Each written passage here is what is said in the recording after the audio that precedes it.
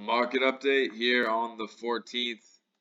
So, exactly as planned, market goes and follows Elliott wave to the T.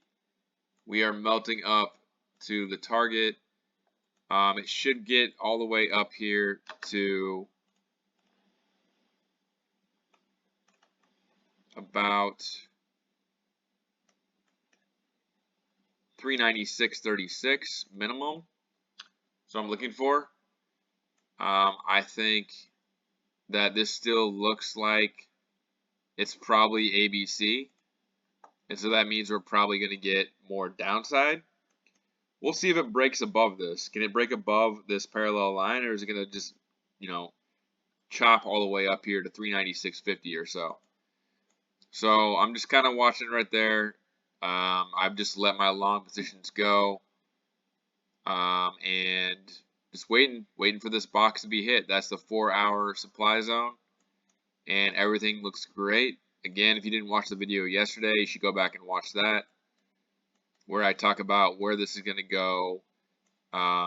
Most likely after this, I'll be looking for, if it isn't a 5-wave move, which it could be still, then we're going to go down to 360. So 396 and then 360, or we just melt up and go straight up to potentially all the way up to 450. So that's SPY. QQQ is very close to the target that I put out yesterday, which is 300. We also have here on the 200-day moving average on the 1-hour time frame. On the daily, there isn't really anything up here. It's already above all the moving averages. So pretty bullish overall, but we will see. Again, this is a shorter Y wave, so if this is a first wave, then it happened at a weird spot, and I'm still looking for potentially more downside here to 280. But I'm fine. If it starts melting up, that's fine too, because we know it's going to be a long melt up going into the summertime. Amazon doing pretty much exactly as planned. Looking for it to hit this supply zone and then move back down lower, most likely. If we zoom in here and just look at the smaller time frames, does not look like a 5-wave move to me. So yeah, pretty much I'm looking for more downside on SPY, QQQ, Amazon, Apple, probably the same thing. More downside after it comes up here to maybe double top here, or maybe it's going to stop short of that and go down here into this, I think it's daily. Yeah, daily demand zone down here in the low 140s. Okay, so let's go over Tesla melting up here.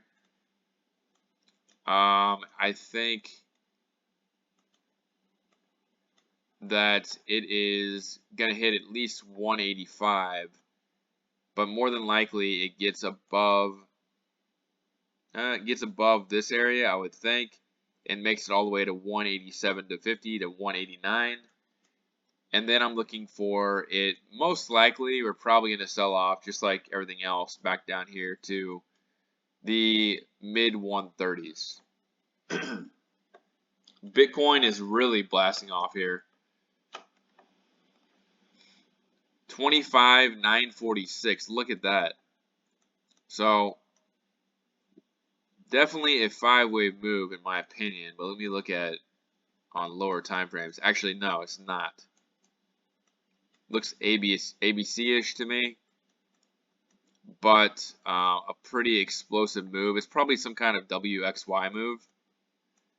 But yeah, I see this is going to probably come back down here into this area again, where it could be an expanded flat here. We could be looking at an expanded flat.